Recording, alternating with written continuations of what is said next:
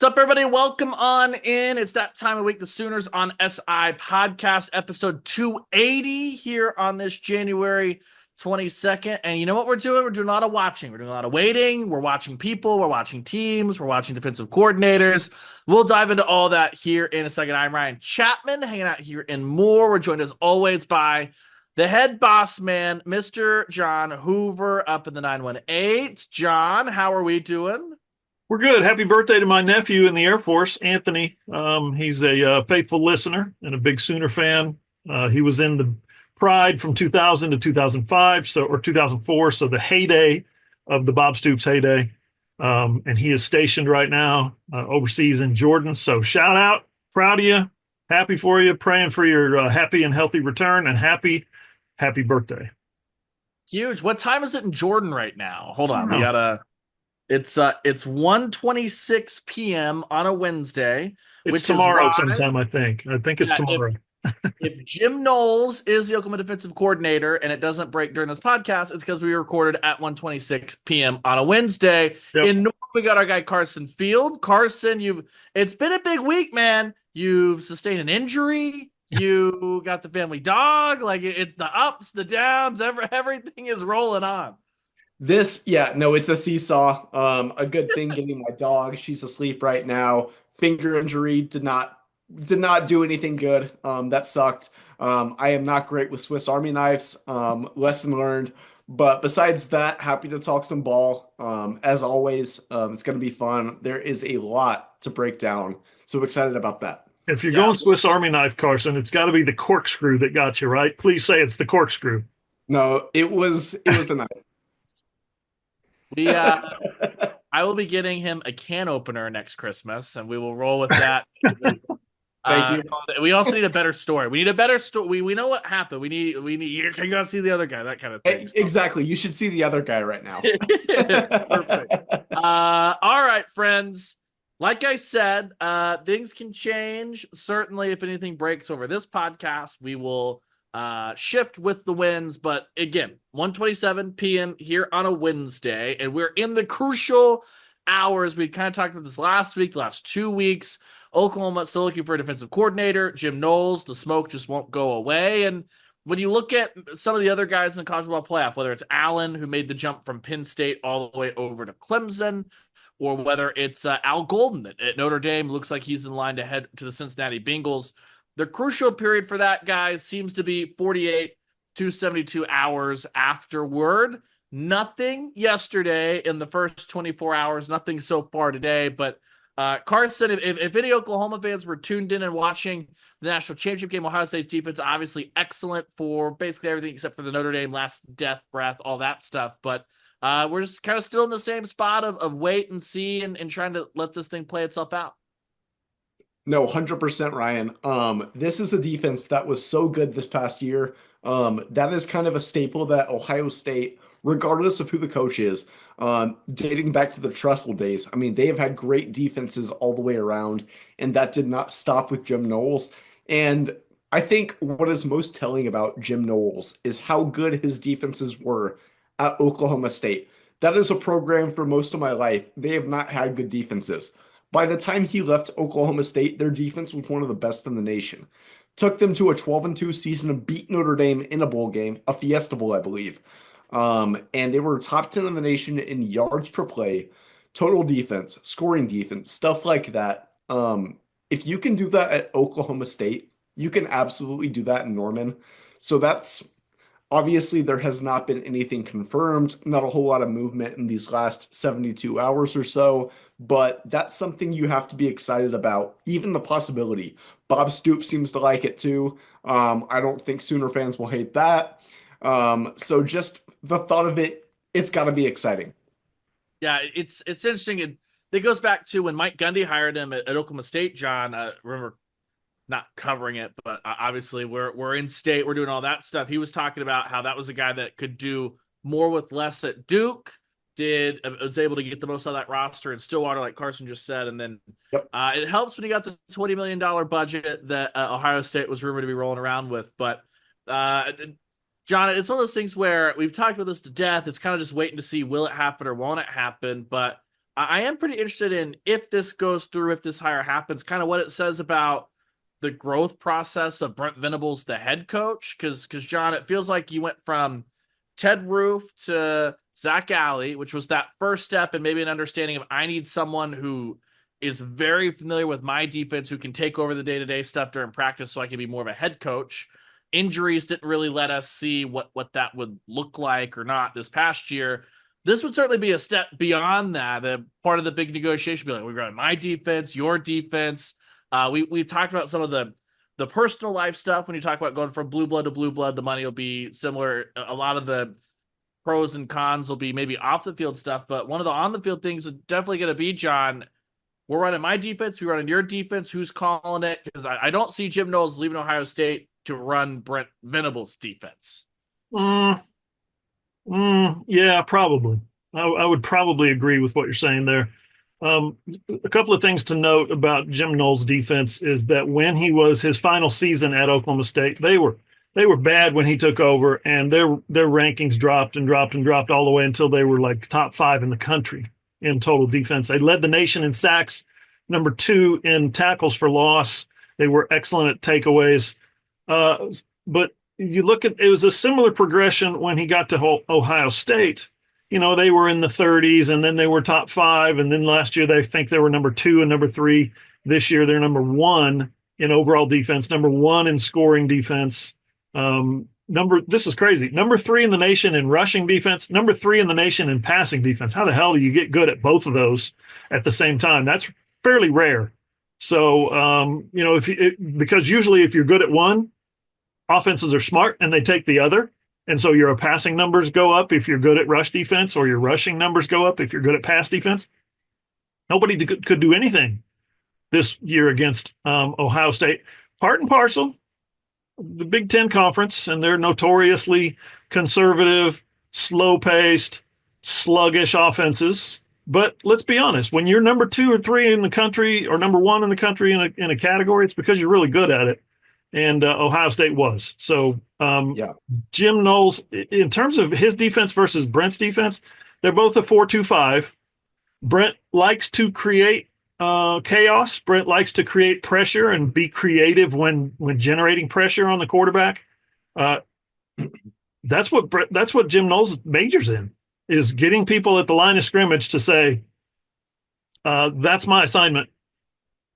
I think that's my assignment. Is that my assignment? Does anybody know? Is that my assignment? That's what Jim Knowles defenses do. I went back and pulled up a quote in a story that we're working on, hopefully for the future. I found a quote from Lincoln Riley, of all people, talking about Jim Knowles at Oklahoma State. And he's like, he tries to get your quarterbacks to do things that they don't want to do or that they're not committed to doing. He's a master at that. And, you know, you could see it on Monday night when they took care of Notre Dame. After that opening drive, Riley Leonard and Notre Dame had no real answers offensively for a long stretch of that time. Is because Jim Knowles and his defense were controlling the line of scrimmage, were making them guess, making them suppose, you know, on what their assignment was going to be. So he's really good at that. So if you're Brent Venables, do you want Jim Knowles to come in and run your defense? I don't think so. I think you want him to come in and run his defense and have him kind of marry those two things together. And the players know this and he knows that, get them to come together instead of, okay, OU's defense is loaded, has a bunch of people coming back, a bunch of experience. Now I'm going to teach them how I do my defense. I don't think he's going to be hardline like that. I think it's going to be more of, hey, how do you guys, if I'm Jim Knowles and I'm coming to Oklahoma, how do you guys call this? How do you guys interpret that? What's your terminology for the way, you know, what we did here on third down? I think he's a good enough coach and a smart enough coach we're sitting here talking about him like he's already been hired because it's a largely presumed at this point that it's going to happen. There's a lot of T's to cross, a lot of I's to dot, a lot of hoops to jump through for OU, including salary. Okay.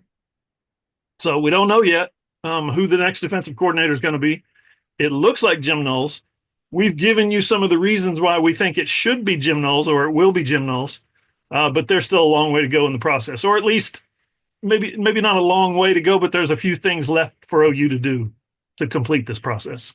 Yeah, and if it's not Jim Knowles, it feels like a very comfortable, probably back to where who you and I expected it to be at the start. I know that Carson has nailed this. If it ends up being Jim Knowles, this would be the big splashy hire, Yeah. the big time thing. But it feels like a comfortable backup plan to just kind of roll with what you've been rolling with. One thing I am interested in, Jim Knowles had a ton of success in his last two stops. What does Ryan Day coach everybody? Offense. What does Mike Gundy coach everybody? Offense. What does Brent Venables coach? Oh, difference there. Defense. Interesting to see what that working relationship is like. Turn that thing over to Ben Arbuckle, and you're in the clear, right? Yeah, just Ben Arbuckle acting. That's who Knowles going to report to Arbuckle, and it'll be the same. No, bizarre. Regardless of what it was, if it is Jim Knowles and comes in and you are tweaking things like that, Carson, we did see on display in the Armed Forces Bowl. Yes, there were some big drives that Oklahoma wouldn't want, but most of that game was fine. Again, it was the couple of chunk plays here and there, but he'd be stepping in with an experienced defensive line. Everything we've talked about, right? Those guys that they're getting to come back, R. Mason Thomas, Dominic Williams. You're getting Kip Lewis and Kobe McKenzie back to lead that linebacking core. You've got a safety room you feel really good about with Robert Spears Jennings and Peyton Bowen, and then Boganowski and Hardy and Reggie Powers behind that. And you've got what you feel like is a stud corner and Eli Bowen to kind of build that cornerback room around. Carson, feels like you probably need another linebacker, probably need another corner, whether that's the post spring portal or not. But whoever steps in, it should be comfortable enough as far as you got experience. It's not like you're taking over a bunch of freshmen to having to confuse and do all this stuff and keep it super basic.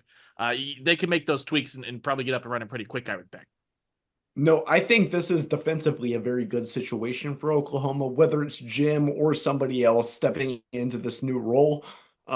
Brett being a defensive mind, if it is Jim, kind of marrying those ideas together, like John said, that could be great. I mean, getting Spears Jennings, getting R. Mason Thomas, Kip Lewis, so many guys that were centerpieces this year on the defense. Amazing players. There is so much talent, and if they get the right guy, I really do think that this is going to be the defense that can lead them to what they can be. Arbuckle, that's a huge get for the offense. Mateer, obviously a huge get too. Some receivers from the portal. So, I mean, just marrying the offense and the defense, what they've gotten, Kendall Daniels, Marvin Jones, people like that defensively. I think there is a lot of recipe for success. It has to be the right guy, but somebody that can work with Brent, I think that would be an amazing hire. You mentioned some of those. Oh, go ahead, Hoof, pass. I was just going to say along those lines, if you're Brent and your last resort is to call your own defense, essentially have another Ted Roof, kind of a puppet figure there. You've got some guys on staff who know how to do that. We've talked about it before. Brandon Hall knows how to do that. He's called defenses at Troy, and they were really successful at Troy for that level when he was there. So I think Brandon Hall's a guy that is familiar enough with Brent, familiar enough with Brent's tempo and his pacing and his what he likes to do, what he prefers, his preferences. And I think he's familiar enough with the defense that he could step in and say, Brent, I got this. We're gonna have success. You know why we're gonna have success? Because we've got R. Mason Thomas, because we've got Dominic Williams, we've got Jaden Jackson, we've got Grayson Halton. Those are just guys up front. They've got guys in the secondary that you mentioned previously. They've got guys coming back from injury. Your cornerback Gentry Williams and your linebacker hybrid Kendall Dolby, and they've got guys coming in through the portal: Marvin Jones, Kendall Daniels. They've got some 5-stars waiting in the wings: PJ and David Stone. They've got some pieces that Brandon Hall would say, "Yes, Brent, I'll do it. I'll coordinate the defense." Because with this much talent, anybody coordinating this defense, shoot, in the future there might be a job waiting for somebody like that. You do enough good things for the Oklahoma defense in 2025, you might be a head coach somewhere next year. You too could be the West Virginia defensive coordinator. Think about it. Just wow. Almost that was harsh. Almost heaven. I enjoy Morgantown. I loved Morgantown. I've been Love to Morgantown. I loved it. Great Italian food in Morgantown. You mentioned all those portal pieces. Hey guys, don't forget, head over to the website, Oklahoma Sooners on SI.com. This week, we started our very, very popular offseason series from last year, Transfer Talk, where we hit up some of our colleagues across the country who have covered the guys that are transferring to Oklahoma, give you some insight on the kind of person that Oklahoma's getting, the kind of player, some strengths, some weaknesses from the people that covered them snap in, snap out every week for the past couple of years, doing a much better job. They lived it, right? Watching these guys, then we can go back and we can watch the film, and we have, and we will, and all that fun stuff. But we led off with John Mateer, Hoove's piece to resistance on John Mateer, and we're snaking our way through that. So Oklahoma Sooners on SI.com. Be sure you hit up our transfer talk stuff. It is we're knee deep in series as we got the transfer talk. We've got the Fresh Faces series on the softball front. That's like 1,000 words a day on OU softball, a release for a lot of people. So we'll talk about that a little bit later. Before we get to some of the off the field stuff, whether it be front office changes for Oklahoma, turning the page and peeking forward to next year, Ohio State did close down shop, win the national championship on Monday. Gentlemen, Carson, let me start with you. Let's just take a step back. The 12-team playoff, the mega conferences, this was a new, pretty landmark year in college football. How do you think it kind of went off? I personally, outside of tweaking the 1 through 4 seeding, I think if you just went through, hey, give me your top 1 through 4, give the conference champions the bids. I was really stoked with how the 12-team playoff ended up coming off kind of without a hitch. Yeah, no, it was good. I think the top 8 were about appropriately seeded. I really do think that. Even Boise State, that game, other than a few plays, they looked very competitive. I'm biased. I'm an ASU alum. They looked very good against Texas. I really think, Indiana, SMU, they put together some bad performances. Clemson looked decent enough. The only thing I could say is that maybe they should have put BYU in instead of SMU. I know the debate was SMU or Alabama. Maybe BYU should have gotten in, but besides that, I think it went pretty smooth. It was a lot of fun. This many college football playoff games, you've got to love that being a college football fan. And I think the criteria is only going to be a little bit harder. It's going to see wins, losses, everything that's tough about judging schools. I think that's going to be even more scrutinized in the next few years. But overall, I think it was so much fun. I think most college football fans would agree with that. And I'm excited for next year. The big thing I'd really want, Hoove, I don't know if we're just going to get it. I would love 2 rounds to be on campus because the on-campus games were incredible. I would have loved to see Texas have to head to Arizona State. Like, that would have been amazing. But that's one of those things that I think we all would agree with that, but it's almost like I'm wasting air because the bowls have a stranglehold on money and stuff like that. And it's just like, it's not going to happen. But Hoove, how'd you see this college football season just kind of structurally? Did it go? What are I guess the big red flags, if there were any, from this year 1 of the mega conference and expanded playoff? Well, there's a couple of things I didn't like about the playoff. Just in general. Now, here's what I liked. Here's one thing I liked is that there were a lot of schools who were invested late in the season. A lot of fan bases were saying, hey, we got a shot. We got a shot. Keeps everybody engaged. I love that. Okay. It's like 12 days of Christmas. It's like, come on, it's almost here. It's almost here. It's almost here. We're almost to the end of the season and we're still involved. I love that. Where I don't love that necessarily, I can't say I hated it. It just felt kind of dirty. It just felt kind of wrong for Ohio State to go into their biggest game of the year, Michigan, the Ohio State-Michigan game, probably my second favorite college football rivalry behind OU Texas. And they absolutely crapped down their leg. They laid an absolute egg against a very, very mediocre Michigan team. And there were no consequences whatsoever, other than they didn't get to play for a Big Ten championship. They got their guts ripped out on national TV. They got their hearts torn out of their chest and shown to the world by a conquering bunch of Wolverines. And what happened? It's okay. We'll just win the national championship. It's like in a normal year, right? If this were a 14 playoff, Ohio State's eliminated. If this were the BCS, Ohio State's eliminated. Ryan Day probably gets fired, or possibly, very possibly gets fired for losing to Michigan again. He's got a Michigan problem. So I'm not sitting here advocating that I think Ryan Day should have been fired. I'm saying the way college football was just last year versus the way it is now, it's a totally different landscape. So I don't like that. I don't like that there literally were almost no consequences for a, for suffering a bad loss to your arch rival. Um, Another thing I didn't like was the prolonged, dragged out schedule that we're finishing college football in the middle of January. I Yep. don't like that. I don't like 2 weeks into January and we still don't know who the national champion is.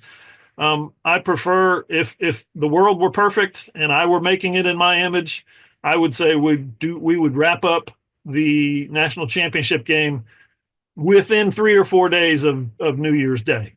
I don't know. It doesn't always have to be on New Year's Day, but that would be cool if it could. But it doesn't always have to because of the calendar, the holiday, the NFL playoffs, what day it falls on, all that stuff. I get that. But if we could get it over by January 3rd, January 4th, have it completely in the books, that would be cool. And then you can start your transfer portal stuff that we talked about last week, the new transfer portal window that's been proposed will, be open in January. So get the championship game over in January. Transfer portal starts in January, new season, like a fiscal year. It's like flipping the calendar. So that's a couple of things I thought about. Dreamboat would be like if we get like the traditional Rose Bowl spot, like if that could just be the national championship game on January 1st. But we now have too many weeks to Yeah. because then you run into on the other end of it of why do we not want to bleed too far in? Well, school's back in session. Well, then you're talking about okay, we're gonna have to start the season in mid-August, which is shortens the off season. I'm all for a shorter off season, so I don't really Yeah. mind the season closing down on the 19th or whatever. But it would you rather play in the 19th or would you rather be in Norman for 3 games in August and then the whole September slate? We all might die. Like, Yeah. what I mean? Everybody would complain about the heat and the temperatures, Yeah. at least in the southern areas. That's fine. There's always going to be some complaining somewhere about something. So I'm cool with that.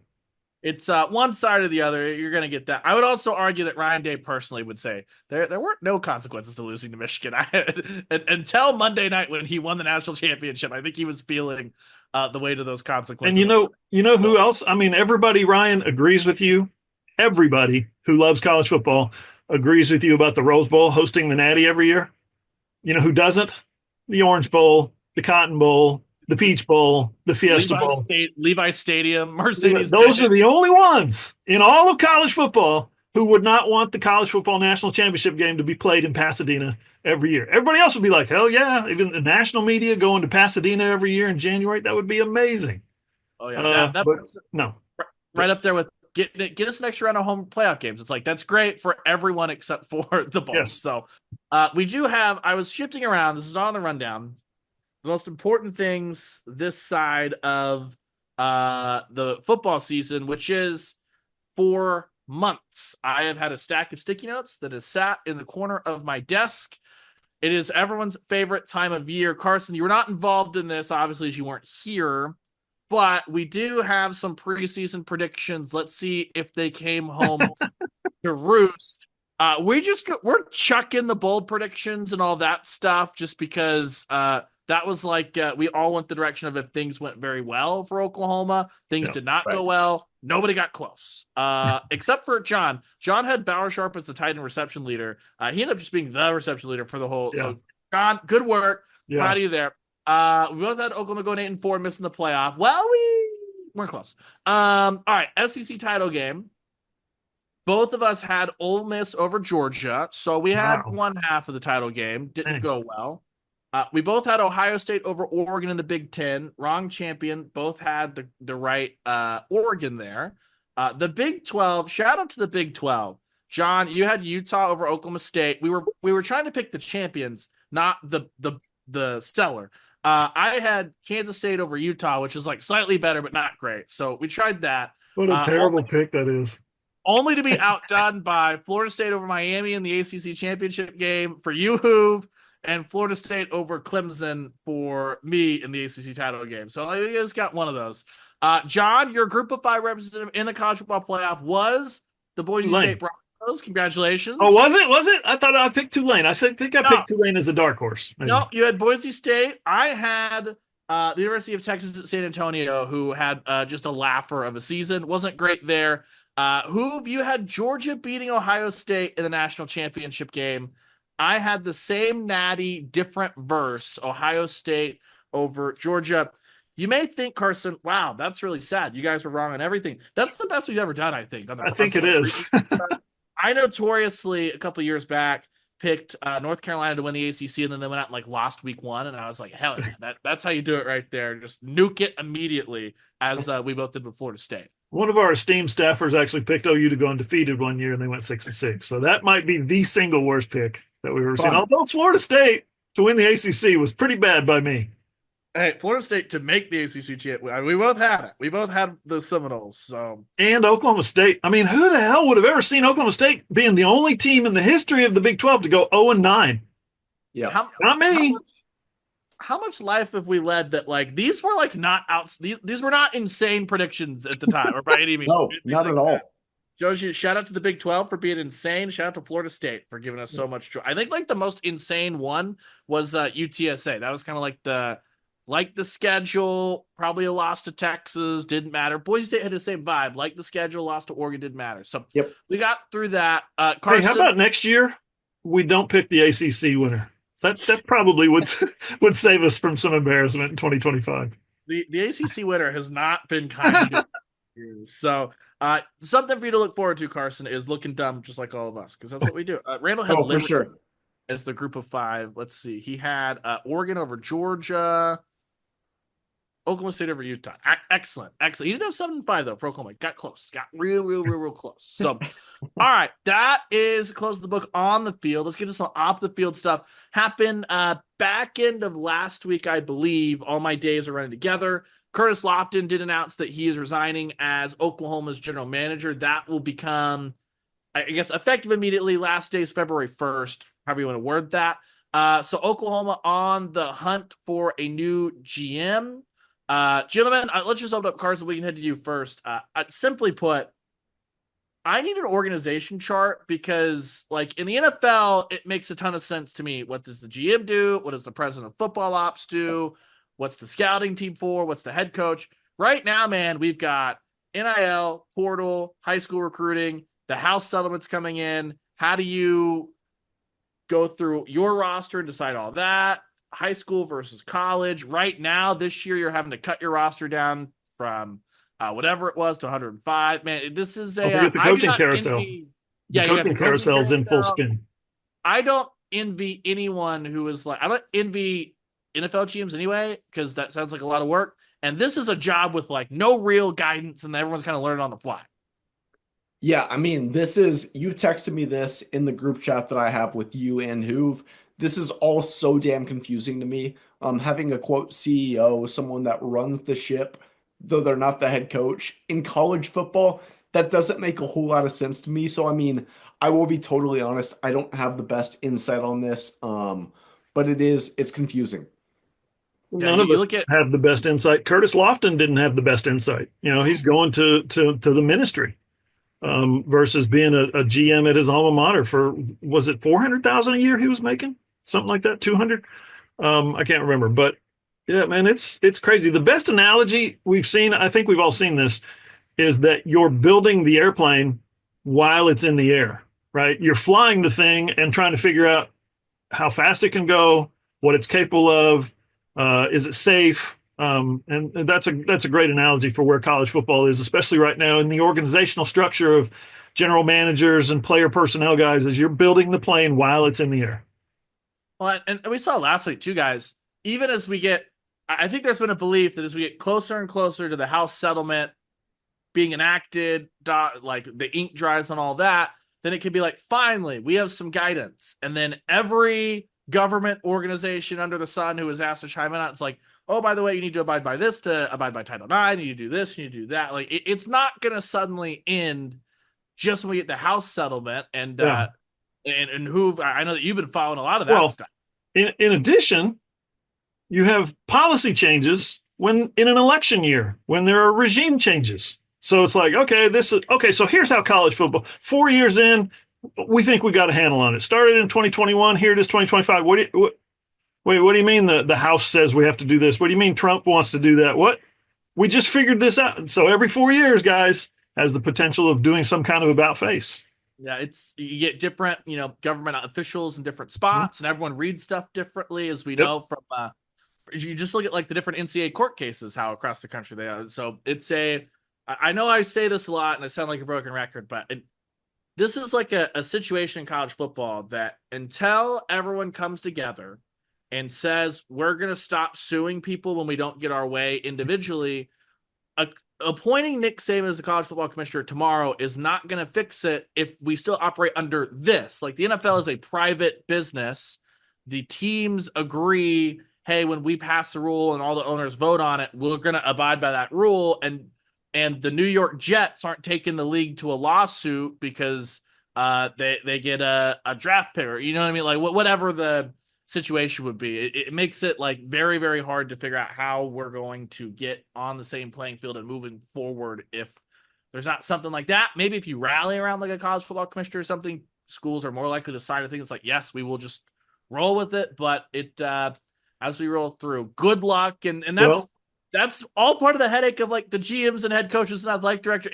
Every bit of the athletic department, it's like not only is this role new, but the sport is a moving target in itself, even if all the roles are cemented.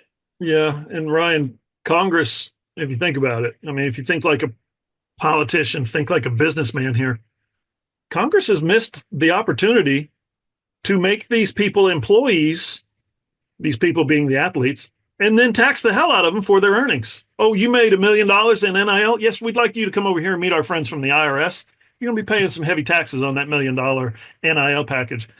It's a revenue stream for tax collectors. What are they waiting for?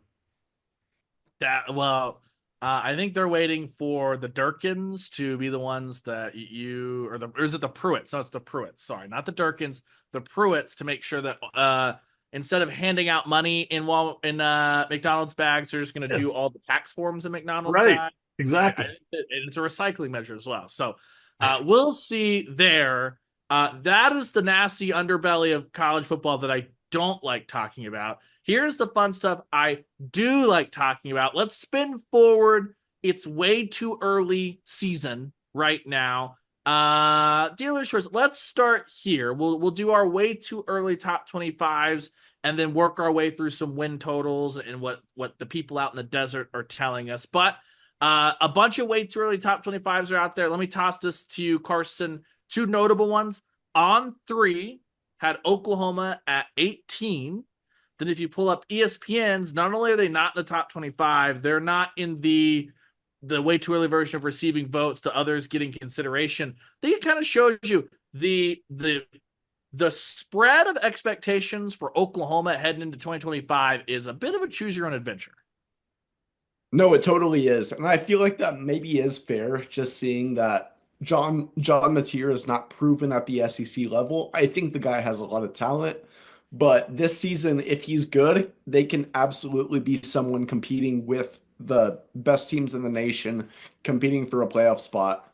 But if he is not the right fit for OU, they absolutely could go 6-6, 5-7, something OU fans would hate to think about, but has been more or less the reality lately.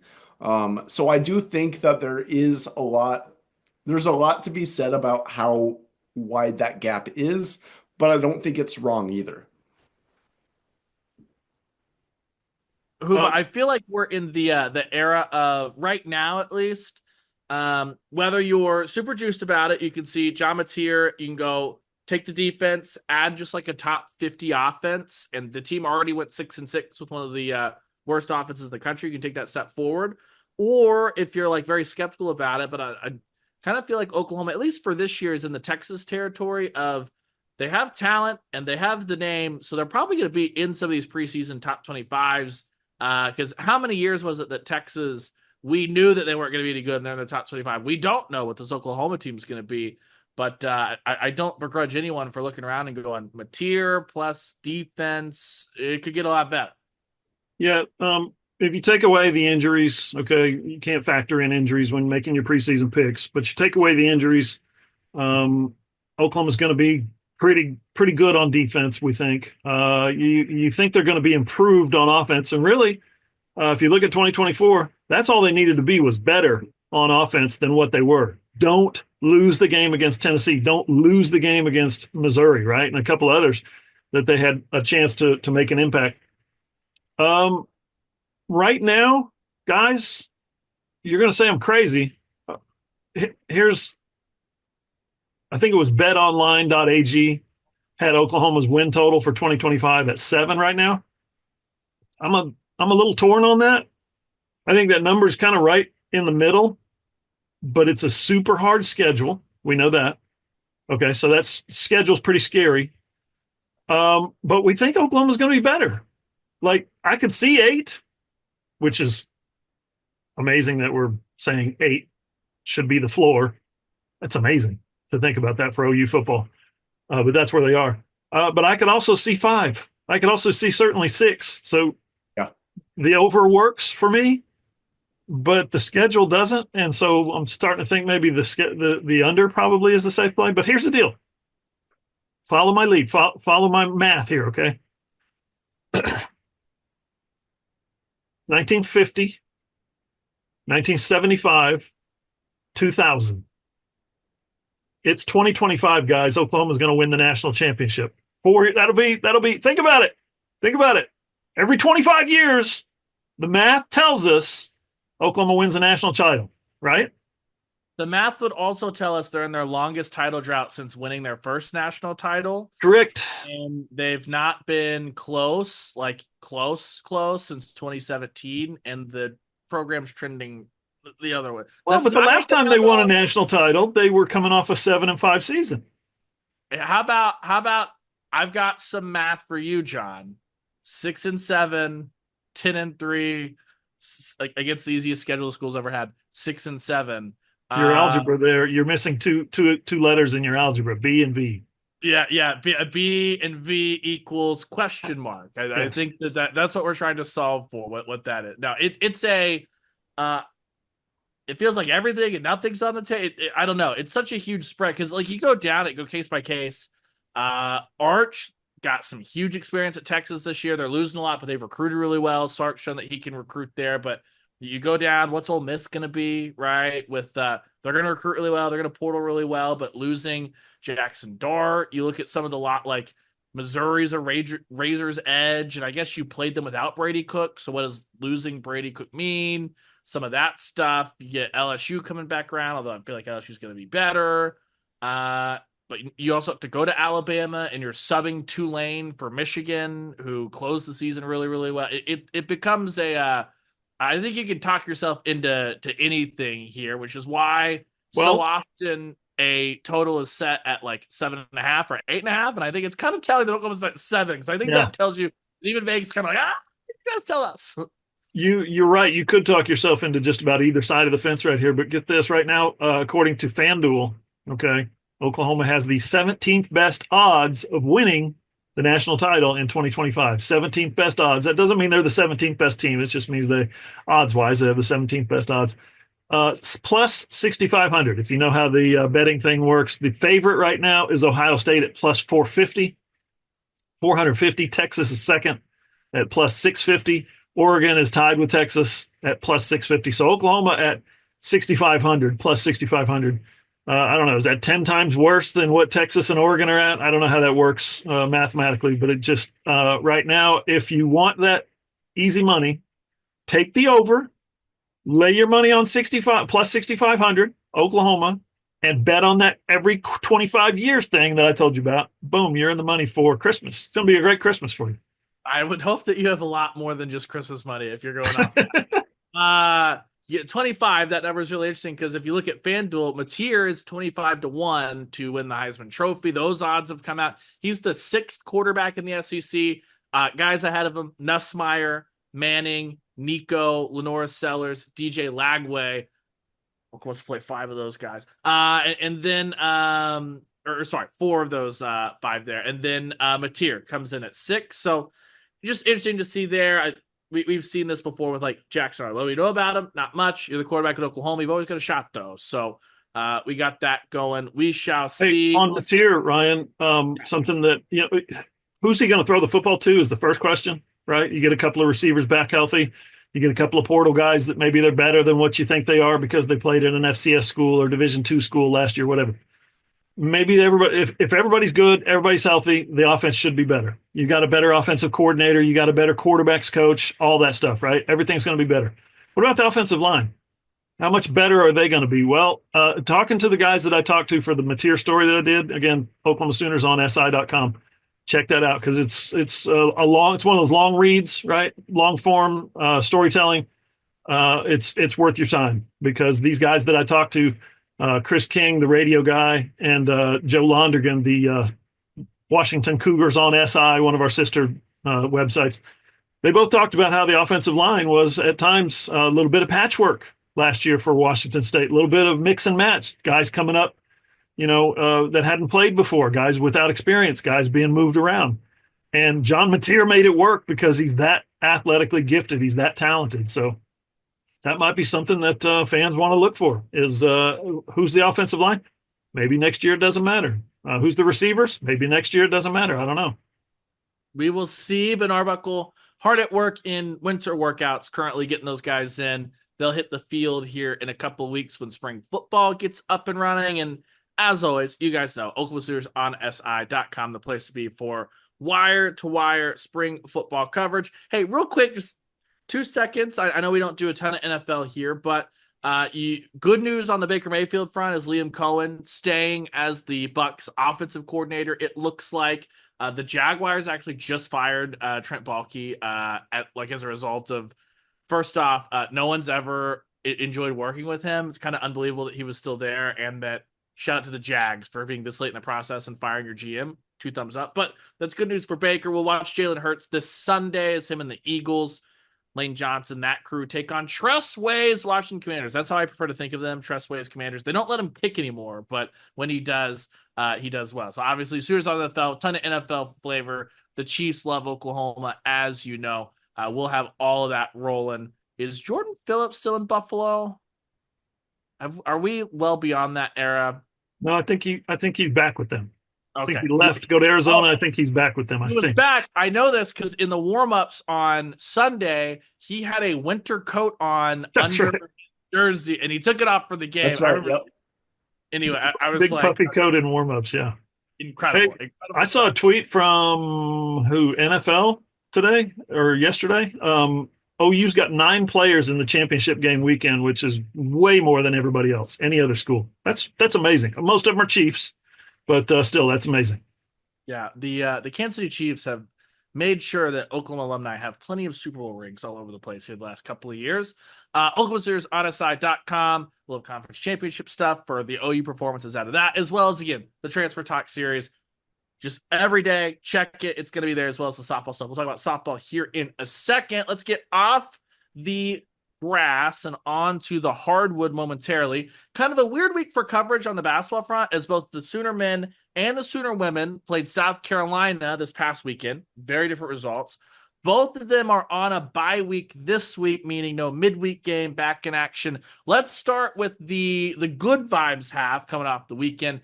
Oklahoma, the men, Porter Moser and co. get on the board, Carson, against South Carolina. It was a little touch and go there early second half, and you're going, this is not happening, but a really good final 10 minutes for the Sooners. Carson, as they roll out of that, what was kind of the big change, the big shift there late for Oklahoma that you saw against the Gamecocks? No, you hit the nail on the head. That first 20 minutes for both teams was disgusting. There were more turnovers than made baskets combined.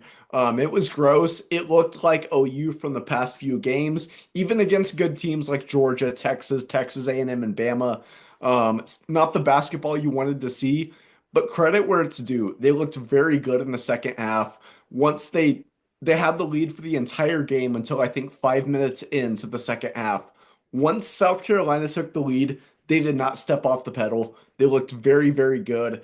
Some good ball movement. Jeremiah Fears woke up. Jalen Moore woke up. It was just what you want to see, what this team can be. I think when this team does play to its full potential, it's a tournament team. Not to say that they're going to make the Final Four, win the Natty, anything like that.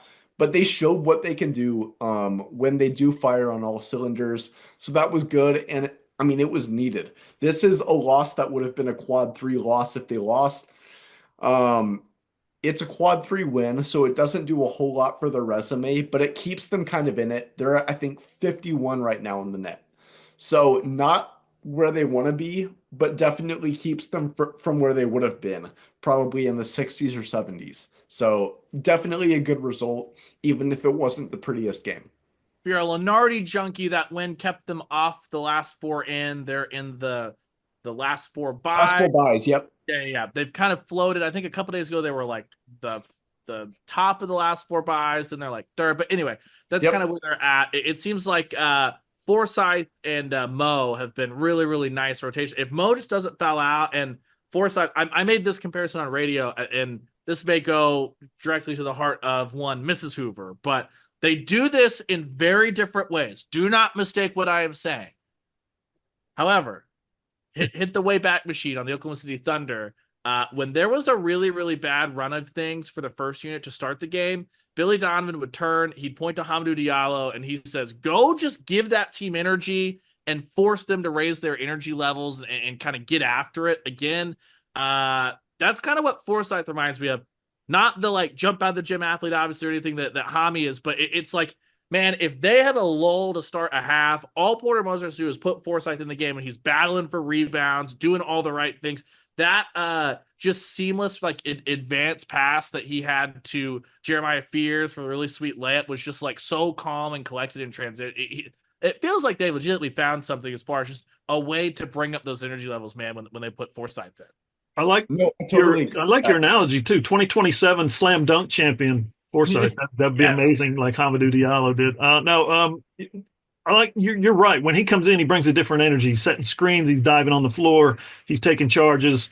He's making smart plays, heady plays. And when he gets an opportunity, he makes shots. So you got to love the fact that Porter recognizes that, inserts him into the game to change the energy. Carson, it's the bye week. I know Porter talked about that a little bit here in not here, but in the post game stuff. Do you get the sense that on one hand, it was basically what one or two turnovers in the second half, and that kind of you finally saw mistake free basketball, a situation where Porter would rather have played on Tuesday or Wednesday and tried to see some of that momentum, or taking the step back and having a full week to prepare for a really, really big game against Arkansas. That you got to go get that one, and it almost kind of erase it. Not that Arkansas is great, but that it's another one of those bottom of the SEC right now that they play Georgia tonight, right? But they're still winless technically as of right now. And kind of how did Porter kind of slice that, you think? Yeah, he definitely cited that there is good and bad to having kind of a quote bye week. But I think genuinely this is a good thing for the team. They need some rest. They really had a brutal stretch. I mean, Bama and A&M, those are two teams that I think both have good chances to make the Final Four this year. Georgia is so much better than people thought they would be before the season. Texas, I mean, they're not amazing, but that's a team that is it's very talented. They have the NIL money. They're gonna have talent every year. Even when their record says they don't, they're gonna be talented. So getting that win, I think it is probably best for them to get a couple days off, go straight to work. Porter said he was giving his guys, quote, a couple days off, and then they're getting back to it. And getting a win against Arkansas would be gigantic. Just 2-4 is a lot better than 1-5, even if it is one game different. That would be a big thing. Road wins are definitely valued a lot higher than home wins are in the net. So resume wise, it's one of those things maybe sort of similar to South Carolina. A loss would do more to hurt them than a win would do to help them. But just avoiding that loss keeps them in the conversation. They have so many more games against very good teams. So yeah, it's definitely I think it definitely helps them to have a little bit of a break. They'll be back in action 7:30 p.m. on Saturday out in Fayetteville. The kind of big news of the week, this came from all over the place in the basketball world. Arkansas freshman Boogie Fland, he's going to miss the rest of the season due to a hand injury. That's 15 points per game right there for the Razorbacks. So big opportunity. We saw it went so well for 25 minutes against Texas A&M with a leading scorer out.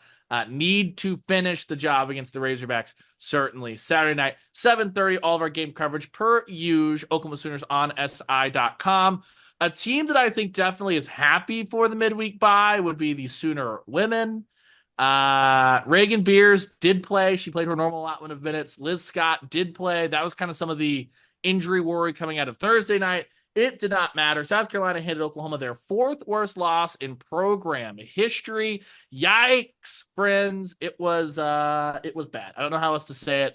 Going out there, getting just smothered in the first quarter, excuse me. South Carolina never looked back. Oklahoma, would get the ball to the restricted area and just couldn't split double teams. It was a legitimate adjustment period for the Sooners, it felt like, to contend with South Carolina's defense. You had Peyton Verhulst coming off a career high, only chip in 3 points. So I think the bye week is huge for Ginny Bronchek and the Sooners, just as far as Reagan Beers, get her as close to 100%, just because she was obviously able to play the last 2 games, but get her closer there. Liz Scott, make sure there's nothing else there, and kind of work on a whole week to just really, really aggressively work on cutting down the turnovers. That wasn't the issue against South Carolina, but that's something that obviously they need to curb in the rest of these games. On Sunday, they'll be back against Georgia.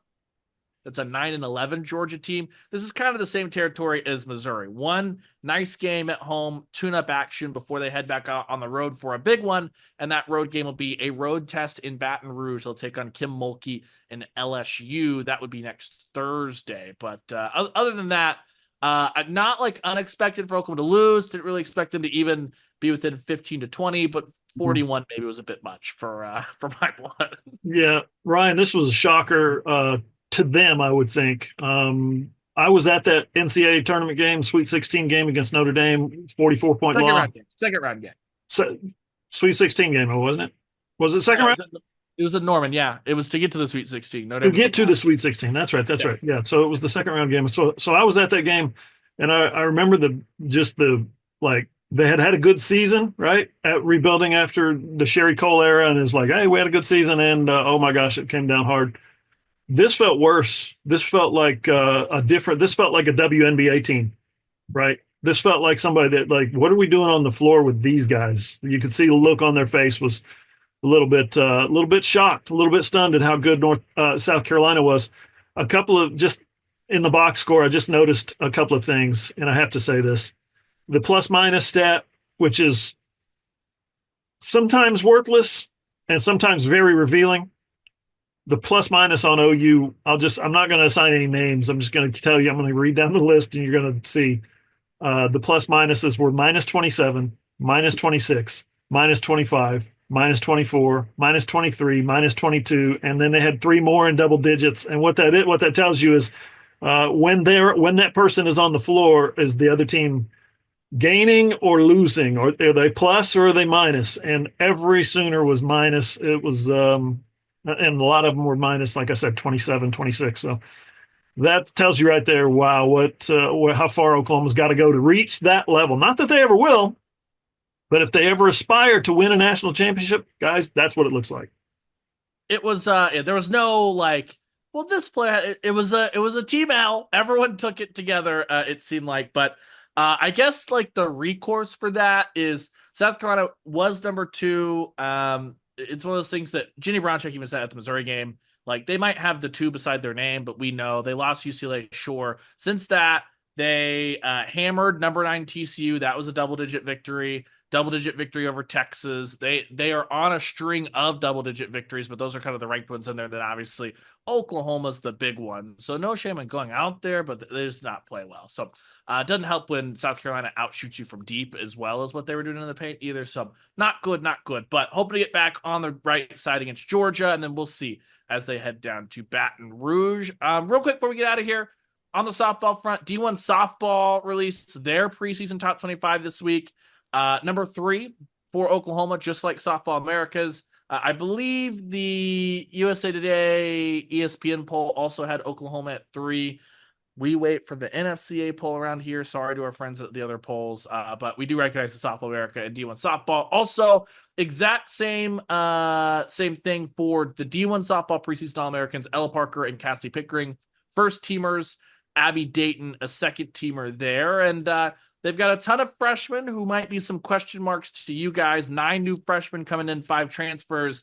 Man, I wish I knew more about those. Don't worry, folks. Just head to Oklahoma Sooners on SI.com. Monday, we rolled out our Fresh Faces series. That is, of course, all 9 of Oklahoma's new freshmen. Talked to 8 of those Didn't talk to Sophia Bordy, who is obviously reclassified coming up in. Don't worry, I am going to reach out to some people and see. We won't be able to talk to Bordy right now, but see if we can't get some insight on her and the kind of player she is. So 9 new freshmen. That series started off. We started with the pair of Okies on Monday and Tuesday, Katie Lee McKay and Cheney Helton. Sydney Barker was today's story. Again, one a day. As soon as that's done, we're going to do the exact same thing, rinse, repeat with the transfers. As soon as that's done, guess what? It'll be game week. It'll be time to do all the position previews and all that fun stuff. So it seems like we've gotten some good reaction initially here on those softball series. I know people are ready for that to get rolling.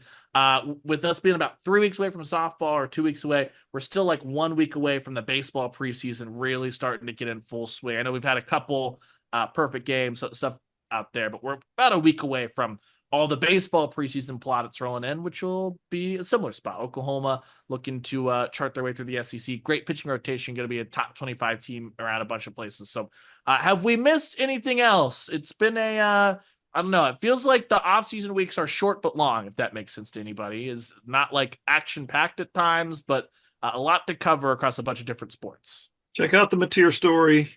Click on the football link and scroll down. It's right up there because that's installment number 1 of a 14-part series that's coming down the pike as we speak. Carson's going to have a lot of that content. I'm going to have some of it as well. And who knows? They may sign some kids out of the transfer portal still to come. We don't know. But yeah, keep an eye on that series. We shall see there. Other than that, hope everyone enjoys their conference championship weekend as we roll in. For those of you sickos that have been up late with me watching the Aussie Open, we love you too. Go Madison Keys. Go Ben Shelton. That'll do it for us. Hey, we've pumped a lot of content out there. We're doing a lot, obviously. If you're just going, man, you keep saying all this stuff. What's like the one place I could go to where it would just all fall into my lap? Just go to Twitter at Sooners on SI. Follow us there. Or you can follow Hoove at John E. Hoover. I'm at _ Ryan Chapman. Our friend Carson is at Carson D. Field. You can see great dog pics from Carson as the pup is in town and looking as cute as ever. I don't post as many as I should have of Scout the dog, but she's being sassy and she deserves it. So we will post Scout and Lucy have definitely got to meet each other at some point. Yes, we gotta have the Sooners on side dog hang as makes it a little bit more difficult for you to bring Scout up to see Herschel and the crew up there in the 918, but we can make that thing happen for sure. Guys, be on the swivel. Any defensive coordinator news, whatever we hear, as soon as we hear it, it'll obviously be at Oklahoma Sooners on SI.com. That's the next big check mark to kind of come off the board, no matter how that thing goes. But until then, for Carson, I'm Ryan Chapman. We'll talk to you guys next Wednesday.